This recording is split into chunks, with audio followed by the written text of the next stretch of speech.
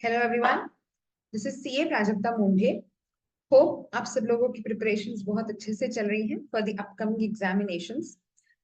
Now, in the first part, we had covered the discussion about domestic taxation of companies, basically. And I explained that what are the rates of tax, surcharge, etc. for domestic companies, foreign companies. And then we had discussed the alternative regimes that are applicable on the companies, that is 115 BAA and BAB. So in the last lecture, or the last part, I had explained you कि कभी भी जब भी आप किसी भी company का tax calculate कर रहे हैं तो आपको दो चीजों का ध्यान रखना है मेजरली। अगर उसने ऑल्टरनेटिव रेजिम ऑप्ट करी है या नहीं ऑप्ट करी है। अगर ऑल्टरनेटिव रेजिम ऑप्ट करी है तो आप मैथ से बाहर हो जाते हो, उस ऑल्टरनेटिव रेजिम के अकॉर्डिंग टैक्स कैलकुलेट होगा। If the assessee has not opted alternative regime, then फिर आपको रेगुलर प्रोविजंस दैट इज 30 और 25% whatever is the case basis the turnover, और या फिर 115 जेबी दैट इज मैट, दोनों कैलकुलेट करना है, जो ज्यादा है वो पे करना पड़ेगा। सो एक ब्रीफ इंट्रोडक्शन मैंने दिया था, मैट क्यों है, क्या है उसका लॉजिक, क्या है basically, why was MAT introduced in at the first place, and then basically हम लोगों ने उसके बाद डिस्कशन करना स्टार्ट किया था। सो लास्ट पार्ट में हम फर्स्ट एस्पेक्ट कवर कर चुके हैं, that if you opt for alternative regime, then how are you supposed to calculate the tax? That we have already discussed. Now in this lecture we are going to discuss the MAT, okay, कि कैसे applicability आती है, किस पर applicability है, और कैसे calculate होता है, मैट के क्या क्या प्रोविजंस है, वो पूरा डिटेल डिस्कशन हम लोग इस लेक्चर में लेंगे। So applicability of MAT. MAT is basically what we discussed in the last lecture. अगर आपका बुक्स में तो प्रॉफिट है बट इनकम टैक्स के अकॉर्डिंग आपकी टैक्सेबल इनकम जो है वो कम हो रही है, then let's say you're claiming deductions of कोई सा ATIA वगैरह, स्टार्टअप वगैरह के डिडक्शंस हैं। So let's say your 100% of your profits are exempt. So PGBP के जितने भी प्रॉफिट्स है वो आपने exempt क्लेम कर लिए। Now your profits are exempt, your total income is zero, you're not paying any tax. लेकिन बुक्स में प्रॉफिट है, आप अच्छा खासा डिविडेंड दे रहे हो, आपकी शेयर प्राइस बढ़ रही है। ऐसे केसेस को कवर अप, ऐसे केसेस को बेसिकली रेस्ट्रिक्ट करने के लिए डिपार्टमेंट ने क्या बोला कि भाई एक अलग तरीका निकालते हैं कि इतना मिनिमम टैक्स तो आपको देना ही पड़ेगा, एंड अकॉर्डिंगली आपके ऊपर मैट की एप्लीकेबिलिटी आ जाएगी। सो लेट अस डिस्कस क्या बताया गया है मैट में। As per mat what they say is that you have to calculate tax on your book profit. अब ये बुक प्रॉफिट कैसे निकालना है, वो एक स्पेसिफिक प्रोविजन दिया गया है हमको, अभी हम 115 जेबी पढ़ेंगे तब। लेकिन उसमें उन्होंने क्लेरिफाई किया है कि आपका जो बेस रहेगा वो शेड्यूल 3 का प्रॉफिट रहेगा। तो मोर और less in a lot of companies there are only certain exceptions और सर्टन एडजस्टमेंट जो कि आपको करने पड़ते हैं, बट मोर और लेस जो बुक प्रॉफिट होता है कंपनी का, जो शेड्यूल 3 प्रॉफिट होता है, वही काफी बार आपका मैट का बुक प्रॉफिट भी बन जाता है। तो अगर मैं एक एग्जांपल दूं आपको, क्या बोला है पहले सेक्शन में देखो। इन case of a company whether domestic or foreign, if the income tax payable on the total income computed under the Income Tax Act is less than 15% of its book profit, such book profit shall be deemed to be the total income, and that tax shall be the amount of income tax increased by surcharge or cess. So if surcharge is applicable, surcharge, otherwise cess has to be added, that will be the tax payable. So let us take an example. Suppose किसी company का schedule 3 मतलब companies act के according जो profit आ रहा है, that is let's से 85,40,000, ठीक है। अब इसमें कुछ मैट के एडजस्टमेंट्स हुए, डेप्रिसिएशन वगैरह के, which are the common adjustments जो कि हरी मतलब कंपनी के होते हैं मेजरली। सो एक रफ एस्टिमेट अगर मैं बोलूं, आपका बुक प्रॉफिट सारे एडजस्टमेंट्स के बाद हो गया 82,60,000। बहुत सारे केसेस में ये चेंज ही नहीं होता है, ऐसा भी होता है कि 8540 एज इट इज आपका 8540 ही रहता है even after you have considered the adjustment, so that I'll explain you, हम adjustments पढ़ेंगे एक एक करके। बट अभी के लिए कि आपका 8260 हो गया सपोज बुक प्रॉफिट ना, इन इनकम टैक्स प्रोविजंस आपके 8540 के बाद अलावेंसेस डिसअलावेंसेस सब कुछ कंसिडर करने के बाद आपकी जो टैक्सेबल इनकम बची, मान लो आपका कुछ चैप्टर 6 से डिडक्शन था, 80 IA IP and all those things, so आपकी जो टैक्सेबल इनकम बची that was let's say 10,40,000 only, ठीक है। बाकी सब आपने डिडक्शंस क्लेम कर लिए अलग अलग। सो 8540 आपने क्लेम कर लिया, एंड आपने 85-40 में से सिर्फ 10,40,000 आपका टैक्सेबल इनकम बचा. If I consider 30% of tax rate, my tax comes to 312,000, right. And अगर मैं 82,60,000 पे 15% लेती हूँ तो टैक्स कितना आ रहा है? 12,39,000. सो बेसिकली उनका कहना क्या है कि भाई बुक्स में तो अच्छा खासा प्रॉफिट आ रहा है देखो तुम्हारा, लेकिन तुमने टैक्स देते समय अलग अलग बेनिफिट्स और डिडक्शंस ले लिए और अकॉर्डिंगली टैक्सेबल इनकम कम कर ली. क्योंकि टैक्सेबल इनकम कम कर ली तो आपका टैक्स कैलकुलेट होके आता है 3,12,000. तो 3,12,000 आपका टैक्स निकल के आया. हाउएवर, अगर आप बुक प्रॉफिट पे 15% निकालते हो तो आपका tax is 12,39,000. So ideally the tax rate is exactly half. Normal tax rate 30%, MAT 15%. लेकिन फिर भी मैट पेबल है क्योंकि बुक प्रॉफिट आपका काफी ज्यादा है. तो आपको क्या पे करना पड़ेगा? मैट पे करना पड़ेगा. और अगर ये then the book profit shall be deemed to be a total income. बाकी जितने भी सारे कैलकुलेशंस होते हैं इनकम टैक्स के कि सरचार्ज लगेगा कि नहीं लगेगा, 234BC का इंटरेस्ट और सब कुछ किस बेसिस पे कैलकुलेट होगा? इसी बेसिस पे कैलकुलेट होगा. It will be deemed to be the total income. Okay, so ये आपने निकाल लिया. तो विच एवर इज हायर आपको पे करना है. अब असेसी क्या बोलेगा?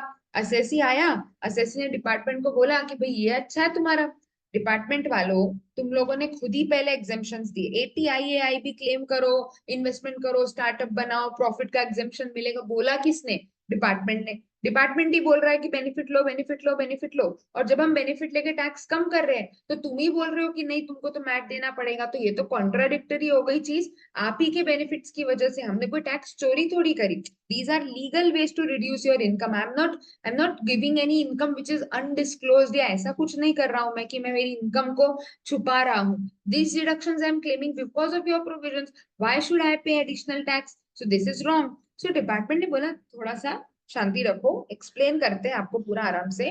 वो बोल रहे हैं कि ठीक है, हम मानते हैं कि आपने बेनिफिट लिया, इन्वेस्टमेंट किया, बिल्कुल सही बात है, बट हमारा कैश फ्लो जो है वो हैम्पर हो रहा है. even after the assessee is having profits in his books, in his hands, we are not getting anything out of it in this particular year.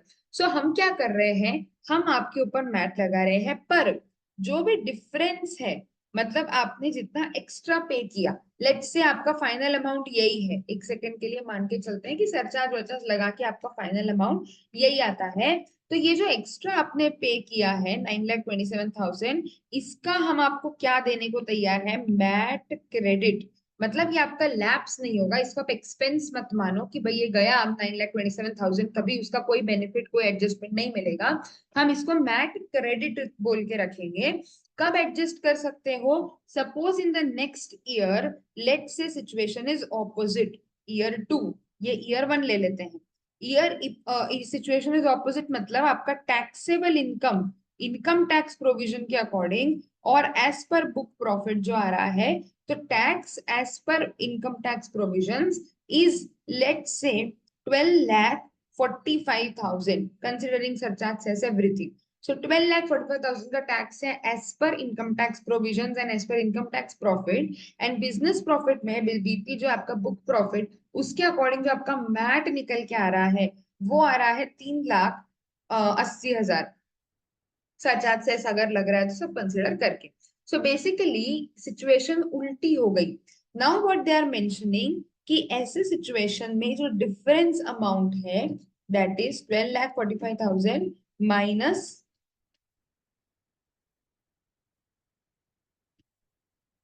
3,80,000. This 8,65,000 is the MAT credit that you can utilize. 927 जो carry over होके हुआ था उसका 865 आप यहाँ use कर सकते हो. मतलब जेब से कितना देना पड़ेगा? सिर्फ 3,80,000. बाकी पूरा आपके क्रेडिट से एडजस्ट हो जाएगा.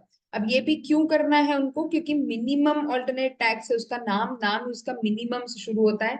उसका मतलब क्या हुआ कि आपको कम से कम इतना तो देना ही पड़ेगा. आपको कम से कम इतना टैक्स, तो जितना आपका मैट बनता है, यू आर सपोज टू पे that much tax, at least that much tax while filing the return. लेकिन अगर वही वाली बात जो भी हमने करी, अगर आगे चलकर के सिचुएशन उल्टी हो जाती है तो आप उस क्रेडिट को क्या कर सकते हो, यूटिलाइज.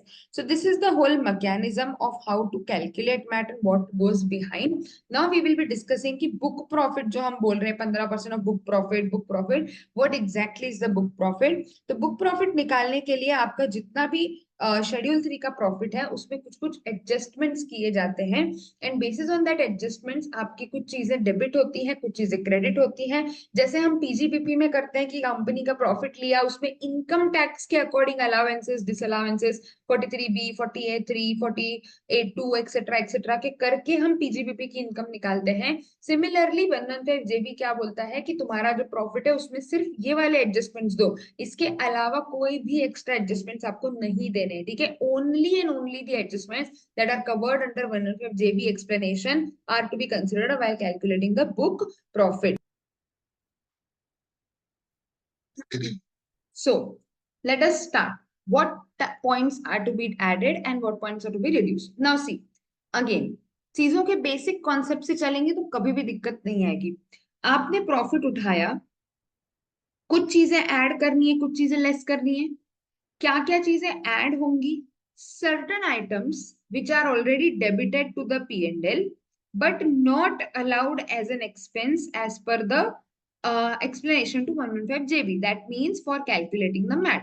तो अगर डिपार्टमेंट को लगता है कि भाई मैट निकालने के लिए ये सारे आइटम्स P&L में डेबिट नहीं होने चाहिए, लेकिन आपने एज पर कंपनीज एक्ट उसको ऑलरेडी डेबिट करके रखा है, तो आप उसको क्या कर दोगे, रिमूव कर दोगे. डेबिट करा था तो हटा दोगे. हटाने के लिए क्या करना पड़ेगा, add debited items. If you want to nullify you have to add.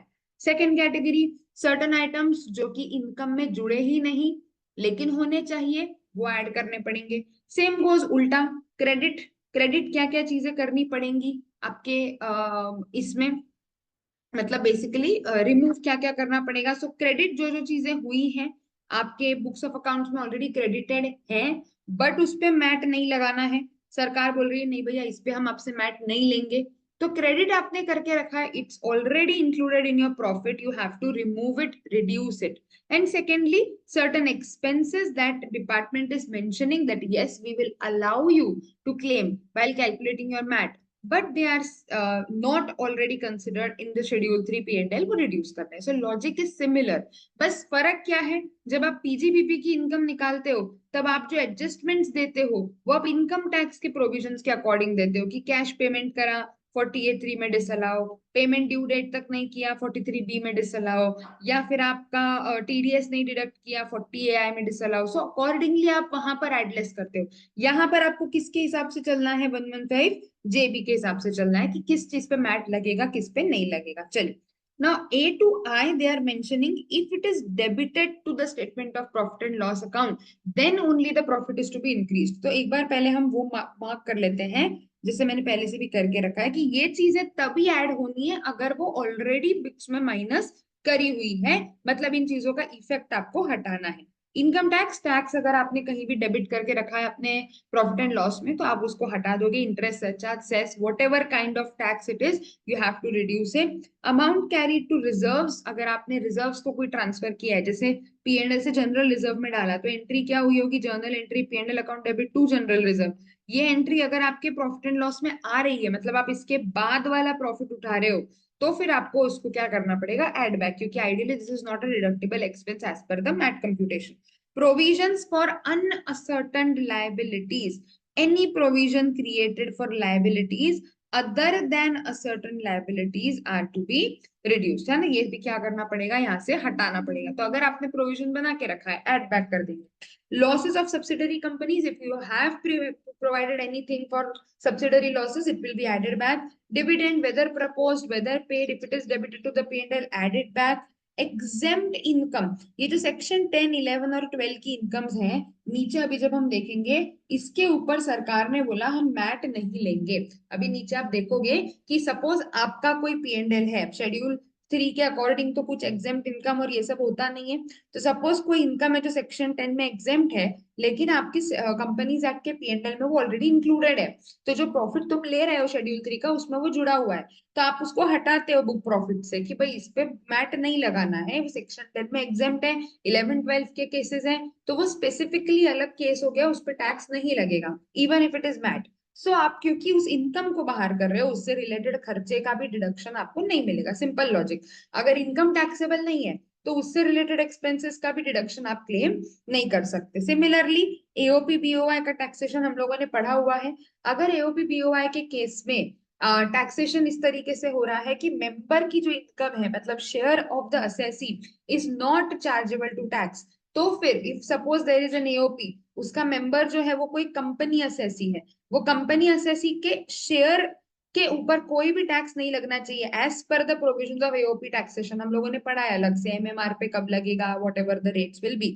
सो क्योंकि उसका शेयर इनकम आपके मैट से बाहर है, उससे रिलेटेड एक्सपेंस भी क्या हो जाएगा, मैट से बाहर। So accordingly just to simplify it will discuss it. See ये मैंने इस तरीके से आप लोगों के लिए चार्ट बना करके रखा हुआ है। सो यहाँ पर what I have done, add और लेस को साथ साथ कंपेयर किया है। सो आपको ध्यान रखने में आसानी पड़ेगी। क्या लिखा है देखो, एक्सपेंडिचर फॉर एग्जेम्प्ट इनकम, तो उससे रिलेटेड एग्जेम्प्ट इनकम जो है वो भी क्या है, टैक्सेबिलिटी से बाहर है, तो आइडियली इनकम भी हटेगी, उससे रिलेटेड खर्चा भी हटेगा। Same is the case with, अभी हम आगे जो और पॉइंट्स पढ़ेंगे। So basically what is to be kept in mind कि अगर आपने वो चीज का इनकम नहीं टैक्सेबल करोगे तो उसके एक्सपेंस का भी डिडक्शन नहीं मिलेगा। एक बार हम पूरा डिस्कस करेंगे, then we will go through this chart. Right, expenditure relatable to income accruing to foreign company.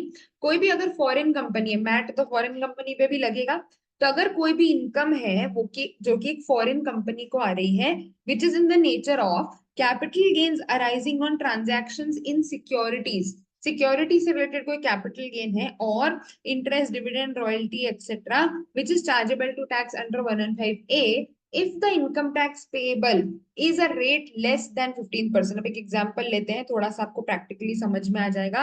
Suppose कोई फॉरेन कंपनी है, फॉरेन कंपनी को कहीं से डिविडेंड इनकम मिल रही है, ठीक है, या रॉयल्टी, एफटीएस, व्हाटएवर जो इसमें पॉइंट्स दिए हैं वैसी कोई इनकम मिल रही है। लेट से अगर हम यूएस इंडियन रुपीज में बात करें तो 85 lakhs की इनकम उसके पीएनएल में कंसिडर करी गई है। Now, as per the provisions of income tax, this income shall be taxed, let's say, at the rate of 20%. But as per the treaty benefits, the tax that is applicable on this income is 10%. I hope you understand what is a treaty. And treaty अगर लग रही है तो whichever is beneficial has to be considered, right? 85 lakhs में से आप 20% आपका income tax का रेट हो जाएगा, DTAA का rate will be 10%. Now, when you are considering this, आपका tax rate will be whichever is beneficial. That means इस फॉरेन कंपनी को ये जो 85 lakhs की इनकम है, इस पे टैक्स कितने रेट से देना है, 10% से। Now because this income is taxable as per the provisions of act at the rate which is lower than 15%, that is the rate of MAT. उन्होंने बोला कि भाई फॉरेन कंपनी है, ट्रीटी बेनिफिट मिल रहा है, 10% पे टैक्स लग रहा है, तो हम मैट लगा के उसको 15 पे नहीं लेके जाएंगे।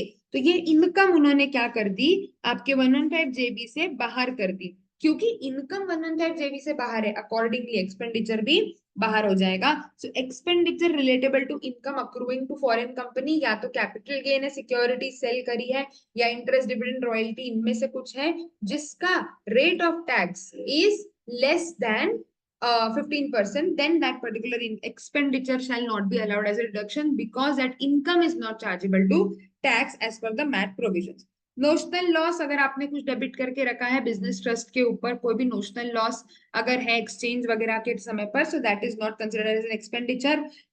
Expenditure to the income referred under 115BBF, again 115BBF is again a specific kind of royalty income, special rate taxation जो हमारा एनआर टैक्सेशन में हम पढ़ते हैं, तो उसके ऊपर ऑलरेडी आपको कंसेशनल रेट है टैक्सेशन का, उसके ऊपर मैट लगा के उसकी टैक्स रेट बढ़ा नहीं सकते। सो अकॉर्डिंगली उसके ऊपर आपको कोई खर्चे हुए होंगे तो उसका डिडक्शन भी नहीं मिलेगा। Depreciation, amount of depreciation as per schedule 3 has to be added back. क्यों ऐड बैक करना है वो मैं नीचे बताऊंगी, बट अभी के लिए आपको ये समझो कि depreciation will be added back, deferred tax वगैरह भी ऐड बैक हो जाएगा। Provision for diminution in the value of any asset, so let's say if you are having a provision for doubtful debt, क्या बोलता है ये, आपने कोई प्रोविजन बनाया, दो दो अलग अलग तरीके के प्रोविजन है। ऊपर लायबिलिटी वाला प्रोविजन है कि अनसर्टेन लायबिलिटी के लिए अगर आपने कोई प्रोविजन बनाया है तो वो आपका हट जाएगा, है ना। एंड दूसरा आपका क्या बोलता है कि प्रोविजन आपने बना के रखा हुआ है for losses of any kind of loss, that means diminishing in the value of asset, that will not be considered. तो अगर आपने कोई डाउटफुल डेट या कोई भी ऐसा प्रोविजन बना के रखा है for any diminution in the value of an asset shall not be considered as a deduction in the MAT computation. So ये सारी चीजें आपको प्लस करनी है अगर आपने माइनस करके रखी है तो, अगर आपने माइनस ही नहीं किया तो प्लस नहीं करोगे। जैसे प्रॉफिट अगर आप उठा रहे हो जो दैट इज बिफोर टैक्स, तो फिर अलग से इनकम टैक्स को ऐड नहीं करना है। बहुत बार हम लोग क्या इसको ऐसे कैसे याद कर लेते कि हाँ ये सारे पॉइंट्स को ऐड करना है, अगर वो इनकम ऑलरेडी तुम्हारे प्रॉफिट में माइनस हुई ही नहीं, if you are taking profit before tax, मतलब तुम्हारा प्रोविजन फॉर टैक्स वगैरह डेफर्ड टैक्स और ये सब आपने कंसिडर ही नहीं किया है अभी तक, माइनस ही नहीं किया है, तो फिर प्लस नहीं करोगे। Getting the point. So A to I will be added back if they are debited to the profit and loss. बाकी के जो दो छोटे छोटे से पॉइंट्स हैं, standing in the revaluation reserves, so the profit shall be increased by the amount which is standing in the revaluation reserve relating to the revalued asset on the retirement if the same is not credited to the P&L। तो already अगर उन्होंने credit नहीं किया है तो क्या करना पड़ेगा, उसको यहाँ पर ऐड करना पड़ेगा। And similarly amount of gain arising on transfer of units of business trust, तो हमने ऊपर क्या बात करी, अगर लॉस है नोशनल लॉस तो वो टैक्सेबल नहीं होगा, तो नोशनल लॉस नहीं बट एक्चुअल गेन हुआ तब तो वो टैक्सेबल हो जाएगा। Now profit shall be reduced by the following amounts. What are the amounts that has to be reduced? Amount withdrawn from any reserve, अगर आपने अमाउंट विथड्रॉ किया है रिजर्व्स में से, and if any such amount is credited to the P&L, तो फिर आप उसको क्या कर दोगे, माइनस कर दोगे। तो प्रॉफिट विड्रॉ किया, सेम चीज ट्रांसफर का उल्टा, तो आपने प्रॉफिट में से विड्रॉ किया तो जनरल रिजर्व डेबिट हो गया टू P&L हो गया। तो आप इसको कब P&L में लेके जाओगे, अगर ये P&L में ऑलरेडी क्रेडिट नहीं है। If any such amount is credited to the P&L then it has to be reduced, so if it is credited आपको हटाना पड़ेगा, उस पे टैक्स नहीं देना है। However, amount withdrawn shall not be reduced unless the book profit was increased by those reserves। तो जब आपने ये पैसा रिजर्व्स में ट्रांसफर किया था तब आपने इससे बुक प्रॉफिट बढ़ा दिया था, इसको डिडक्टेबल एक्सपेंस नहीं माना था, तो अब जब आप वापस ले रहे हो तो इसको इसके ऊपर फिर से टैक्स देने की जरूरत नहीं है। As I told you exempt income, क्योंकि एग्जेम्प्ट इनकम एग्जेम्प्ट है इसीलिए उसके एक्सपेंडिचर भी अलग से कंसिडर हुए। Depreciation, now depreciation as per schedule 3 is to be considered, तो वो आपने add back किया। Now what they are mentioning, amount of depreciation debited excluding the claim of depreciation on revaluation asset। Suppose आपकी assets की value थी 40 lakhs, let's say simple 10% depreciation लग रहा था, 4 लाख का डिप्रिसिएशन था। आपके इनकम टैक्स की बात नहीं कर रही मैं यहाँ पर, इनकम टैक्स के डिप्रिसिएशन का कोई संबंध नहीं है, ध्यान रखो। इनकम टैक्स के पीजीबीपी के 32, 36, 37 यहाँ पर फर्क नहीं पड़ेगा, ठीक है। तो हम दोनों में ही डेप्रिसिएशन एज पर बुक्स की बात कर रहे हैं। तो 4 लाख का डेप्रिसिएशन लगाया है एज पर कंपनीज एक्ट। सिमिलरली आपने ये जो असेट है इसको रीवैल्यू कर दिया लेट्स से 65 लाख पे, तो आपका जो डेप्रिसिएशन है वो इस पे लग रहा है, दैट इज 6,50,000 पे डेप्रिसिएशन लग रहा है। So ideally what is the provision से कि आपका जो डिडक्शन आपको मिलेगा वो सिर्फ नॉर्मल डेप्रिसिएशन पे मिलेगा। अगर आपने उसमें वो किया है, मतलब लेट्स से अगर आपने उसमें कोई रीवैल्यूएशन किया है तो रीवैल्यूएशन से रिलेटेड जो डेप्रिसिएशन है उतने अमाउंट का आपको डिडक्शन नहीं मिलेगा। तो अगर आपने रिवैल्यूएशन किया ही नहीं है तो 4 लाख ही प्लस हो जाएगा, 4 लाख ही माइनस हो जाएगा। अगर किया है तो ऐड तो पूरा 650 होगा लेकिन माइनस सिर्फ कितना होगा, 4 लाख। तो आइडियली 2.5 लाख क्या कर दिया अपन ने, डिसअलाउ। क्या बोला उसने, देखो excluding claim of depreciation because of revaluation of asset. आ रही है बात समझ में? So accordingly, whatever the actual amount is there, that only will be considered for the P&L calculation. amount withdrawn from the revaluation reserve, the amount withdrawn from the revaluation reserve and credited to the P&L to the extent it does not exceed the amount of depreciation and revaluation asset. So वो चीज ध्यान रखनी है कि वो credit किया जा सकता है to the extent it does not exceed the amount of depreciation and revaluation asset. Share of assessee in AOP BOI अगर नॉन टैक्सेबल है तो बाहर हो जाएगा. Income accruing to foreign company, वही वाली बात, अगर rate is less than 15% again you have to consider डीटीडबल in this case. Notional gain, जैसे नोशनल लॉस हटेगा वैसे ही नोशनल गेन भी हट जाएगा. एक्चुअल लॉस हुआ है अगर तो वो माइनस कर सकते हो, एक्चुअल गेन हुआ है तो वो टैक्सेबल होगा. सिमिलरली अगर एक्चुअल लॉस हो रहा है तो उसका डिडक्शन आपको मिल जाएगा. 115 BBF royalty income, as I told you it is a concessional section, so concessional rate पे टैक्स लग रहा है, उसको मैट में ले जाके उस पे टैक्स रेट नहीं बढ़ाएंगे और इसीलिए इससे रिलेटेड एक्सपेंडिचर का डिडक्शन भी नहीं मिलेगा. Now, this is an important point. Brought forward loss and unabsorbed depreciation or brought forward loss और unabsorbed depreciation. आपको लगेगा कि मैम दो दो पॉइंट्स क्यों दिए हैं brought forward loss and unabsorbed depreciation के. पहले ध्यान से समझो जनरल प्रोविजन क्या होता है. एज पर इनकम टैक्स हम लोग क्या करते हैं, इनकम टैक्स में हम हमारे जो भी पिछले लॉसेस वगैरह है वो इस साल की इनकम से एडजस्ट कर लेते हैं. डिपार्टमेंट ने बोला हम बैट में भी वैसा करके देने को तैयार है, लेकिन एक शर्त है. क्या बोला है, अगर आपके पास ब्रॉड फॉरवर्ड लॉस है, बिजनेस लॉस है और साथ में आपके पास ब्रॉड फॉरवर्ड डेप्रिसिएशन भी है, दैट इज अनअब्सॉर्ब डेप्रिसिएशन है, देन आपका जो अनअब्सॉर्ब डेप्रिसिएशन और loss which ever is lower shall be allowed as a deduction and loss shall not include depreciation. मतलब कि सपोज ये आपका P&L है, आपका प्रॉफिट बिफोर डेप्रिसिएशन आ रहा था 1,40,000, आपका डेप्रिसिएशन आ रहा था लेट अस से 2,10,000. सो आपका प्रॉफिट हो गया, मतलब लॉस हो गया बेसिकली 70,000 का, right. But this is after depreciation, है ना. ये जो लॉस आया है आपका, ये कैसे आया है, आफ्टर डेप्रिसिएशन आया है. अब उन्होंने ये बोला कि आप ये वाला लॉस नहीं पकड़ोगे, your loss should not include depreciation. So ideally अगर डेप्रिसिएशन नहीं होता तो मुझे लॉस ही नहीं था, मतलब मेरा लॉस इज 0 एंड मेरा depreciation is 2,10,000. So ideally whatever loss I have sustained, this is a part of that unabsorbed depreciation only, or I can say this is unabsorbed depreciation. So in this case, you will not be able to claim any benefit because loss or depreciation, whichever is lower, and if any one of them is negative, it will be considered as zero and no benefit shall be given. So getting the point, accordingly अगर पुराना कोई loss चला रहा है या depreciation चला रहा है unabsorbed, तो whichever is lower has to be considered. However, in case of certain companies, like अगर वो कोई वो ऐसी कोई कंपनी है जिसमें सेंट्रल गवर्नमेंट ने एप्लीकेशन दी है कि बीओडी को सस्पेंड करो, नए डायरेक्टर अपॉइंट हुए हैं, या फिर कॉर्पोरेट इंसॉल्वेंसी अगर उसके अगेंस्ट इनिशिएट हो चुका है, तो ये चीज आपके केस में आपको दोनों का डिडक्शन देगा, brought forward loss and unabsorb depreciation. It should be noted that loss shall not be include depreciation. So this we have already discussed, right? Lastly, profit of sick industrial company. sick industrial company का अगर कोई profit है commencing from the previous year in which the company became sick, ending during which the entire net worth company becomes equal to or exceeds the accumulated losses, then अब तब तक आपको क्या करना है, इसका प्रॉफिट जो है वो आपके मैट से रिमूव करते जाना है, डेफर्ड टैक्स का भी बेनिफिट नहीं मिलता.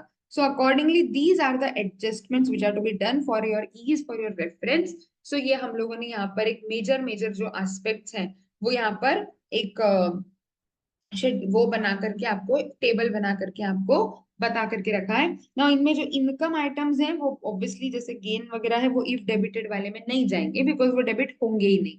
सो अकॉर्डिंगली आपको ध्यान में रखना है whatever the expenditure items they must have been debited, but if you are having an income related item then obviously वो आपके डेबिट ही नहीं हुआ. सो ये आइडियली आपको ऐड बैक करना है, एक्चुअल गेन जो है वो आपको ऐड करना है. सो सिंप्लीफाई करने के लिए I have given you this table और हर किसी के सामने सामने रखा है. देखो नोशनल गेन नोशनल लॉस सामने, डेप्रिसिएशन डेप्रिसिएशन सामने, रिवैल्यूएशन रिवैल्यूएशन सामने, ताकि आपको क्या रहे, एक इजी अंडरस्टैंडिंग बना हुआ रहे.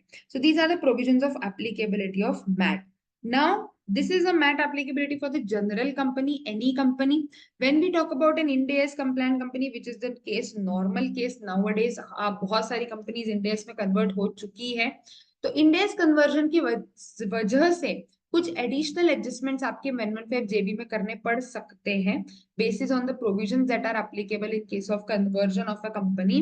सो basically whatever India's company has to do, जो ऊपर बात करी वो तो सब करना ही है. एडिशनल जो एडजस्टमेंट्स किसी भी इंडियस कंप्लायंट कंपनी को करना है, that we are going to discuss. So broadly classifying these adjustments are divided into two parts, annual adjustment and the transitional adjustment. दो पार्ट्स में इनको उन्होंने डिस्ट्रीब्यूट कर दिया. ठीक है. सो कि भाई ट्रांजिशनल एडजस्टमेंट कब होगा, कि आपने जब ट्रांजिशन किया तब आपका जो अमाउंट निकला, ट्रांजिशन अमाउंट, उसके अकॉर्डिंग आपका ट्रांजिशन एडजस्टमेंट होगा. और एनुअल एडजस्टमेंट हर साल आपको ये चीज का ध्यान रखना है. सो पहले एनुअल एडजस्टमेंट समझ लेते हैं. एनुअल एडजस्टमेंट में आपको दो चीजें दी हुई हैं, इंक्रीज्ड और डिक्रीज. अब कब इंक्रीज होगा कब डिक्रीज होगा बताती हूँ. अमाउंट्स क्रेडिटेड और debited to OCI which are not reclassified as P&L. Now, I'm not going much into the detail of what is OCI, reclassification, etc. I hope you are understanding all those concepts in days. But if you need any help, you can let me know. Just for the taxation purposes. I'm not saying कि मैं इंडेस आपको पढ़ाऊंगी या anything. Like इंडेस के technicals में मैं नहीं जा रही हूँ. But if there are certain items in the OCI which will never be reclassified in P&L. See, क्या होता है, जब आप आपका मैट कैलकुलेट करते हो तो P&L अलग है और इन केस ऑफ इंडियस कंप्लायंट और ओसीआई अलग है. अब आपने P&L का प्रॉफिट उठा लिया, उसके ऊपर आपने मैट कैलकुलेट करना स्टार्ट कर दिया, या even if you have calculated that in book profit, लेकिन इसमें जो सारे आइटम्स हैं आपके ओसीआई में, जो सारे आइटम्स है वो तो रह ही गए. अब चलो कुछ ना कुछ आइटम्स तो रिक्लासिफाई हो जाएंगे फिर से P&L में, आगे चल करके फिर से P&L में आ जाएंगे, या तो इनकम साइड पे या तो एक्सपेंस साइड पे. तो गवर्नमेंट ने बोला तब टैक्सेबिलिटी देखेंगे. बोले ठीक है तब देख लेंगे. लेकिन अगर कोई ऐसे आइटम्स हैं which are not going to be transferred to the parent entity, or you can say the basically the P&L, not parent entity in the same entity but to the P&L, reclassify कभी होने ही नहीं वाले हैं, तो ये तो हमेशा ही mat से बाहर रह जाएंगे, कभी इस पे मैट लग ही नहीं पाएगा. सो इन केसेस में उन्होंने क्या बोला है, if there are any items which are not being reclassified into the P&L. So if they are debited, if they are credited to the OCI, credited to the OCI मतलब आपका क्या नेचर हो गया, आपका इनकम नेचर हो गया. OCI भी credit किया मतलब income nature, which is not going to be reclassified in P&L, क्योंकि वो आगे कभी भी P&L में नहीं आ पाएगा, कभी भी उस पर मैट नहीं लग पाएगा. आप उसको क्या करोगे, अब अलग से अभी उसको ऐड करके उस पर मैट अभी लगा के कहानी खत्म, टेंशन खत्म, बात का कोई लोड लेना ही नहीं. सिमिलरली डिक्रीज, अगर कोई आइटम ओसीआई में डेबिट हुआ है जो कभी भी P&L में नहीं जाएगा फ्यूचर में, उतने से तुम्हारा बुक प्रॉफिट अभी ही क्या कर दो, एडजस्ट कर दो. Next is increased decreased by amounts debited और क्रेडिटेड. अब यहाँ पर मैंने उल्टा लिखा है, देखो, in the P&L on distribution of non cash assets in the demerger. जो भी as per the provisions of Ind AS, अगर डीमर्जर के केस में कोई नॉन कैश एसेट्स पे करी गई है जो कि as per the Ind AS norms it is credited और डेबिटेड इन द P&L. तो कंपनी डिपार्टमेंट ने क्या बोला कि ये वाली जो चीज है अगेन ये P&L में आनी ही नहीं चाहिए. तो इसीलिए अगर वो आइटम डेबिट किया हुआ है तो हटा दोगे, मतलब अगर वो माइनस किया हुआ है तो उसको प्लस कर दोगे, और अगर वो आइटम क्रेडिट किया हुआ है मतलब प्लस किया हुआ है P&L में तो फिर उसको माइनस कर दोगे. So increased if debited, decreased if credited in the P&L. आ रही है बात समझ में ना. और आइटम्स नॉट रिक्लासिफाइड के कुछ एडजस्टमेंट्स है, स्पेसिफिकली ध्यान देने हैं. इन आइटम्स को आपको ईयरली बेसिस पर नहीं करना है कंसिडर. रिवैल्यूएशन सरप्लस अगर है किसी एसेट का तो वो जब एसेट डिस्पोज होगी तब आप उसको उस साल बुक प्रॉफिट में लेके जाओगे. Similarly investment in equity instruments which are designated fair value through OCI, जब डिस्पोज करोगे तब इसको लेकर के चले जाओगे. Remeasurement of defined benefit plans has to be done every year, and lastly any other adjustment will be done every year. So whatever are the adjustments, they have given a certain details कि ये जो amounts हैं आपके investment के या changes in profit and loss revaluation surplus will be included in the book profit in the time of at the time of retirement. बाकी हमने बात करी. So this is adjustment which is to be increase और decrease in your profit, and this is the second adjustment non cash shares वाला which is to be reversed in the financial. So why it is adjusted, again they have given the reasons कि as per the Ind AS 10 वो क्या बोलता है कि distribution अगर किया है नॉन कैश एसेट्स का तो it has to be calculated at the fair value and the difference is to be recorded in the P&L, ऐसा उन्होंने क्लेरिफाई किया इंड AS 10 में। तो अब उनका क्या कहना है कि reserves are debited at fair value to accord the dividend as deemed dividend. As there is a corresponding adjustment in the retained earnings, the difference shall be excluded from the book profit. Book profit से उसको क्या करना पड़ेगा, हटाना पड़ेगा। In case of demerger, in the case of an resulting company, अगर profits change हो रहे हैं, then that change shall be ignored for the purpose of MAT calculation. These are the annual adjustments that are to be done. Now let us talk about the transition amount. Transition amount में क्या क्या include होगा, क्या नहीं include होगा, and accordingly 1/5 जो आपको benefit मिलेगा वो किस अमाउंट का बेनिफिट मिलेगा, this we will be going to discuss. So these are the adjustments that are done, annual adjustments that are done as a part of your annual adjustments. Now let us talk about the transitional adjustments. Transitional amount उन्होंने बोला जो भी आपका transitional amount है that has to be done 1/5 for every year till 5 years. So basically what happens is whenever you are converting into an Ind AS company, that time you have to prepare an opening comparative. Financials हमारे comparative होते हैं, हमको पता ही है. So opening comparative बनाने के लिए आपको एक साल पहले को भी कन्वर्ट करना पड़ेगा ना इंड AS में कन्वर्ट, क्योंकि आपका ये तो इंडियन गैप के हिसाब से बना हुआ है comparative. So that is required. क्या लिखा है, it is also required to present equity reconciliation between previous Indian GAAP and Ind AS amounts both on the opening and the closing date. again I am not going much into the detail of the Ind AS 101 की क्या क्या adjustments है. So for example अगर आप 1 अप्रैल 2023 से आप adopt कर रहे हो, required to prepare their financial statements for the financial year 23-24, तो वो तो बनानी है, लेकिन कंपैरेटिव देना पड़ेगा. मतलब 22-23 को भी रीस्टेट करके आपको किस पे ले जाना पड़ेगा, इंड AS पे ले जाना पड़ेगा. The first time adoption adjustments as on 31st March, जो उसका फर्स्ट ईयर माना जाएगा, shall be considered for computing the MAT liability, right. So accordingly आपको क्या करना पड़ेगा, चेंजेस करने पड़ेंगे. एंड 5 years कहाँ से स्टार्ट होंगे, फर्स्ट ईयर से आपके स्टार्ट होंगे. Book profit of the previous year in which the asset और investment is retired, disposed or decreased. So this book profit shall be increased or decreased by the amount as referred to in the subclause relatable to such interest or asset or investment. So वो हमने already पढ़ लिया कि वो ऊपर जो हमने बात करी थी कि जब आपका वो जितना डिफरेंशियल अमाउंट है, जब एक्चुअली आपका डिस्पोजल होगा तभी उसका ट्रीटमेंट दिया जाएगा.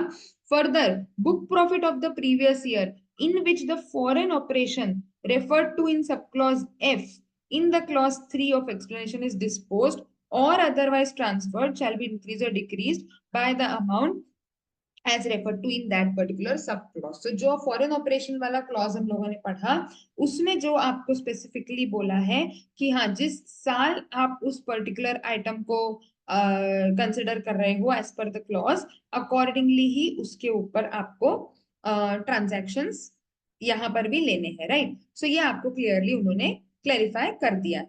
Now let us discuss some important terms and let's go to the transitional adjustment. Year of convergence date हम लोगों ने बात करी, क्या होता है, क्या है transition amount. Transition amount is majorly whatever amounts are adjusted in the other equity. ठीक है. So majorly whatever amount because of Ind AS adoption आपने other equity में जो भी adjustments दिए हैं वो आपको ट्रांजिशनल अमाउंट में लेना है, कंसिडरिंग सर्टेन एडजस्टमेंट्स लाइक आपका capital reserve and security premium जो है वो यहाँ से हटा दिया जाएगा.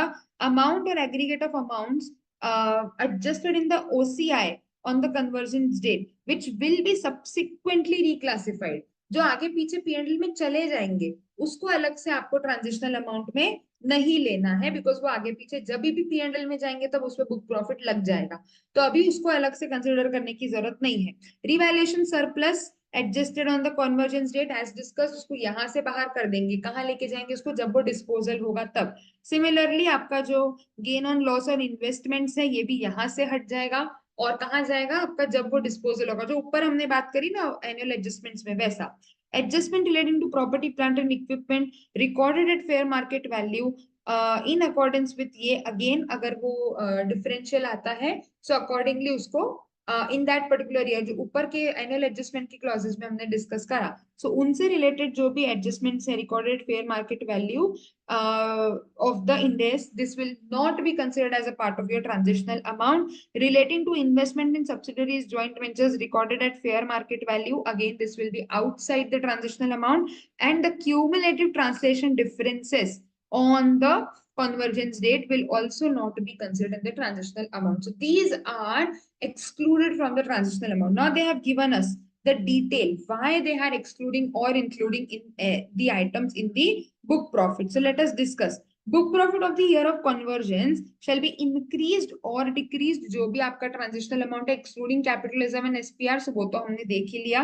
Then next, those adjustments which are recorded in OCI which would be subsequently reclassified. तो I told you the reason, आगे चल करके वो रिक्लासिफाई हो ही जाएगा, तो अभी करने की जरूरत नहीं है उसको, जब वो रिक्लासिफाई होगा तब बुक प्रॉफिट में आ जाएगा. Revaluation, gain loss I already discussed. ऊपर हम लोगों ने जो एनुअल एडजस्टमेंट के टाइम पे बात करी कि जिस साल ये रिटायर होंगे उस साल ये ऑटोमेटिकली आएंगे ही बुक प्रॉफिट में, तो अभी फिर से कंसिडर करोगे, फिर से तब कंसिडर करोगे, तो ट्रांजिशन से हटा दिया. रीमेजरमेंट डिफाइन कब होगा, एवरी ईयर जब जब रिक्लासिफाई होगा तब आप उसको कंसिडर करोगे, तो ट्रांजिशन से हटा दो.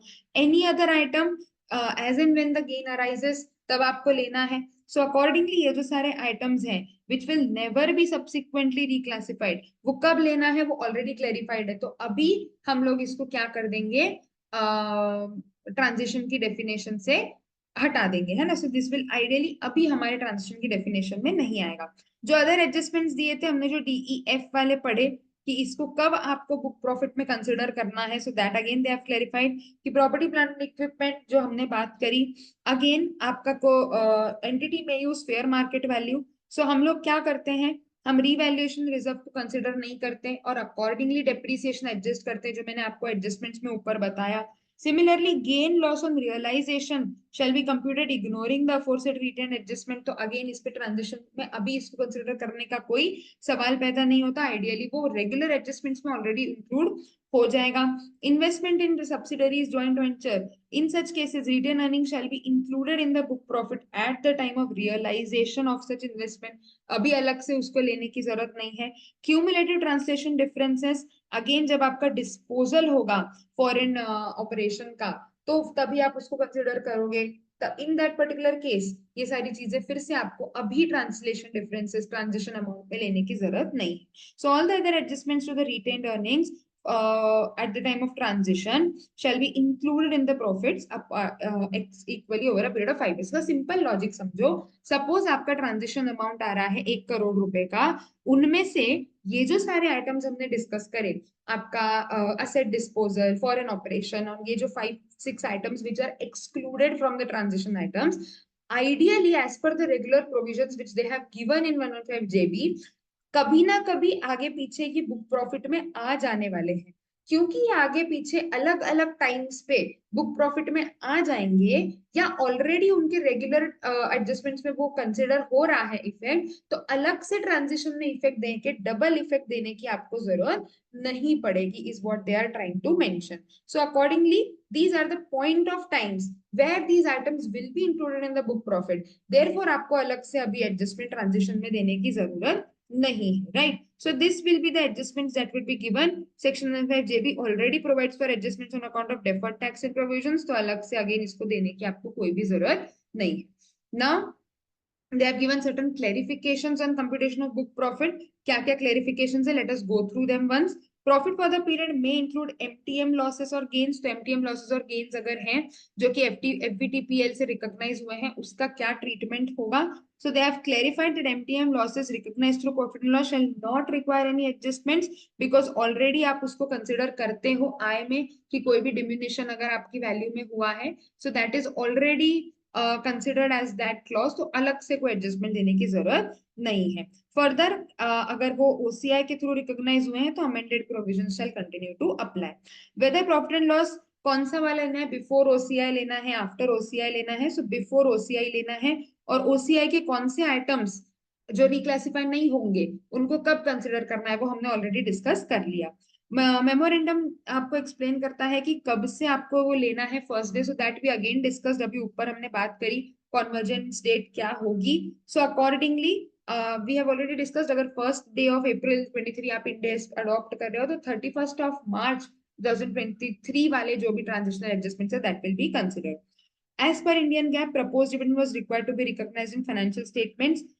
However, 105JB already provides adjustment, so transition होगा जब भी तो डिविडेंड का ट्रीटमेंट कैसे होगा, क्या करना है उसका treatment. So they have mention कि वो ट्रांजिशन अमाउंट का पार्ट नहीं है. Adjustment of proposed dividend shall not form part of the transition amount.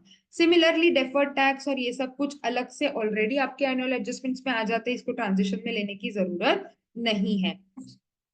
Provision for doubtful date, या अगेन ये सब का क्या करेंगे, whether these adjustment would form transition amount shell not be considered for the amount of transition amount. Adjustment related provision shell not be considered for the purpose of computation of transition amount. Again जो first question में उन्होंने answer दिया कि provision for diminishing the value of asset में already ये point आ जाता है, तो अलग से इसको लेने की जरूरत नहीं है. Under 105JB, transition amount has been defined as the amount considered in other equity. Whether changes in the share application money on reclassification would form part of the transition amount. So no, it will also not form part of the transition amount. Investment in preference share is considered as liability and the corresponding dividend is debited.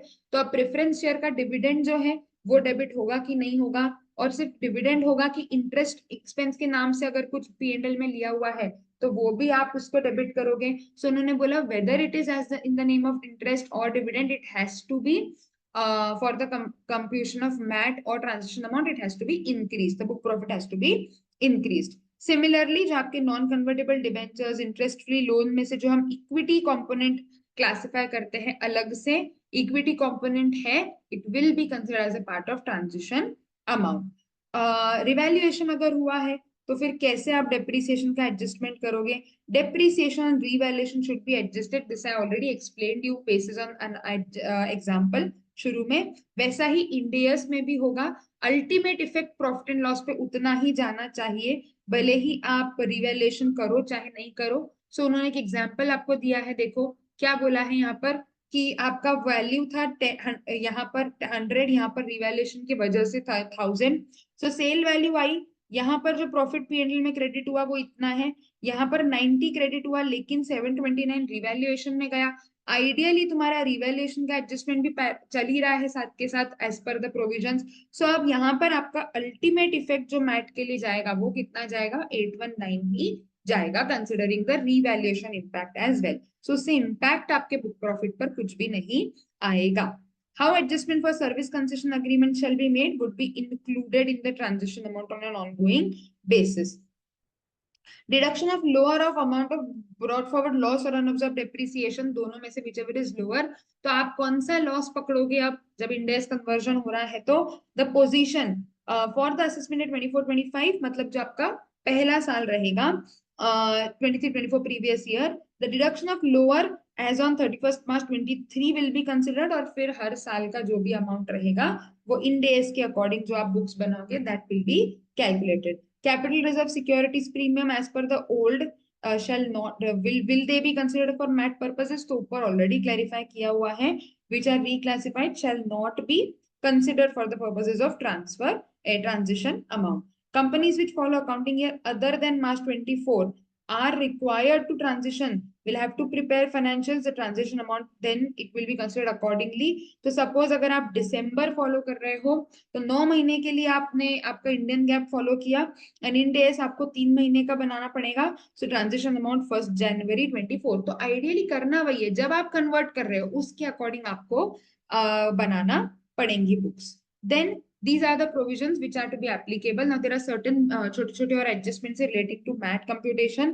अगर हमारा suppose transfer pricing related adjustment हो रहा है, let us से आपका APA entered है already, तो APA enter हुआ उस वजह से आपके पास्ट इनकम्स जो है वो इंक्लूड हो रही है. So increase in book profit of the previous years due to inclusion of past years income in the books of accounts because of APA or because of secondary adjustment, then in that case assessing officer has to recompute the book profit of the past years and accordingly rectification बोल के जो भी tax payable आएगा वो निकालना पड़ेगा. तो suppose आपका APA एंटर हो गया तब तक आप रिटर्न फाइल कर चुके थे, लेकिन अब आपका एपी एंटर हो गया, उस वजह से तुम्हारा बुक प्रॉफिट बढ़ गया। बुक प्रॉफिट बढ़ गया तो ऑटोमेटिकली मैट रिकम्प्यूट करना पड़ेगा, या same is the case of secondary adjustment, तो आपको मैट रिकम्प्यूट करके वो 154 में रेक्टिफिकेशन मान के किया जाएगा ना। उसका रूल कैसा है, सिंपल कैलकुलेशन है, एकदम लॉजिकल कैलकुलेशन है कि पास्ट इनकम की वजह से आपको कितना एक्स्ट्रा मैट देना पड़ रहा है,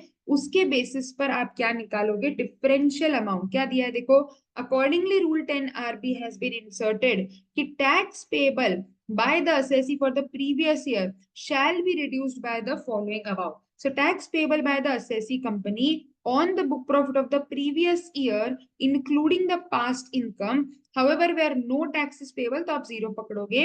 tax payable by the assessee company on the book profit after reducing the book profit with the past income, अगर past income consider करते हैं तो कितना मैट आएगा, नहीं करते हैं तो कितना मैट आएगा, तो मैट का डिफरेंस, एक्स्ट्रा मैट जो देना पड़ रहा है due to past income. Aggregate tax payable on the book profit of those past years to which the past income belongs, कि जिन जिन रिस्पेक्टिव सालों की वो आपकी इनकम्स थी, उन सालों में अगर आप उसको ऐड करते हो, उन ईयर्स में अगर आप उनको ऐड करते हो, an aggregate amount of tax payable on the book profit of the past year after increasing the book profit with the relevant past income of such years where तो अगेन जिस साल की आपकी रिस्पेक्टिव मैट लायबिलिटी थी, तो पहले उसने क्या बोला कि aggregate amount on the book profit after increasing the book profit with the relevant past income of such years और ईयर्स, तो उस साल की आपने आइटम्स जो है वो कंसिडर करके minus aggregate amount of those past years to which that past income belong. So whichever आपने माइनस करा, सो क्या निकल के आ जाएगा अल्टीमेटली कि कितना आपका टैक्स पेबल था because of that MAT, and accordingly उस पे ये पास्ट इनकम की वजह से कितना इंपैक्ट आ रहा है, उतना आप इस साल के अमाउंट से रिड्यूस कर दोगे। कंपल्सरीली आपको फाइल ये करना है, फाइल करना है। अगर ऊपर आपका रिडक्शन होता है तो मैट क्रेडिट अकॉर्डिंगली रिड्यूस होगा। कंपल्सरीली चार्टर अकाउंटेंट से रिपोर्ट, मतलब सीए रिपोर्ट देनी होती है, एक मैट ऑडिट रिपोर्ट देनी होती है, and 1 month prior to the date of filing of return, and compulsory return file has to be done. Carry forward losses वगैरह अगेन सारे आपके जैसे वो रेगुलर प्रोविजंस वैसे के वैसे ही चलेंगे, मैट का कंप्यूटेशन अलग से होगा, एंड बाकी सारे provisions to the B C वो सब कुछ एज इट इज एप्लीकेबल होगा। मैट इज नॉट एप्लीकेबल अगर आप बीए या फिर आप लाइफ इंश्योरेंस बिजनेस में हो, तो उसके ऊपर आपकी इनकम, उस इनकम पे आपका मैट नहीं लगेगा, या फिर बी पे मैट नहीं लगेगा, we have already discussed.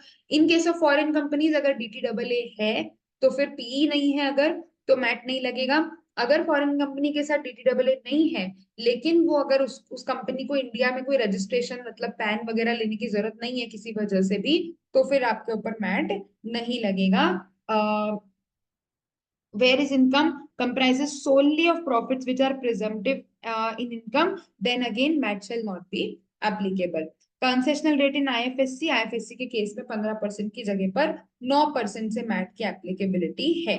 Lastly एक छोटा सा पॉइंट और है आपका relating to foreign tax credit, so that I will be considering and we can close the discussion about MAT applicability. So set off credit मैंने बताया आपको मैट क्रेडिट कब मिलता है, कैसे आप उसको सेट ऑफ कर सकते हो, 15 साल तक आप उसको कैरी फॉरवर्ड कर सकते हो। In case of if there is a foreign tax credit, then that extra, if you have received any extra MAT credit because of FTC, then that extra amount shall be ignored for the purposes of calculating the credit. जैसे कि suppose आपका जो tax amount था as per regular was 150 and as per MAT is 175, ना foreign में आपने tax पे किया है, बीइंग 160 का टैक्स आप पे कर चुके हो फॉरेन में। आइडियली प्रोविजन कहता है विच एवर इज लोअर, तो तुमको अगर पुराने प्रोविजंस के हिसाब से होता तो तुमको 150 का एफटीसी मिलता, लेकिन क्योंकि तुम्हारे ऊपर मैट एप्लीकेबल हो रहा है और तुम्हारा टैक्स बढ़ रहा है, 160 का तुम्हारा क्या बन रहा है, एफटीसी पे का क्रेडिट तुमको मिल रहा है। सो आइडियली तुमको एक्स्ट्रा 10,000 का फॉरेन टैक्स क्रेडिट मिल गया। सो ये जो एक्स्ट्रा है ये तुम्हारे मैट क्रेडिट से क्या हो जाएगा, रिड्यूस। तो ये जो मैट क्रेडिट है 25,000, तुमको इसके बदले कहीं ना कहीं एफटीसी का बेनिफिट मिल गया, तो आगे जो अगले साल कैरी ओवर होगा वो सिर्फ कितना कैरी ओवर होगा, 15,000, correct. So these are the provisions applicable in case of MAT credit if FTC is also applicable. So accordingly MAT कब apply होगा, कैसे apply होगा, how are you calculating in case of Ind AS compliant companies and all we discussed. In case of any doubts, feel free to discuss. And अगर कहीं आपको लगता है कि कुछ और एनालिसिस करके आपको डिस्कशन चाहिए, so we can discuss on it. Accordingly, revise the provisions on your own, try to solve certain questions, and in case of any issues, feel free to discuss.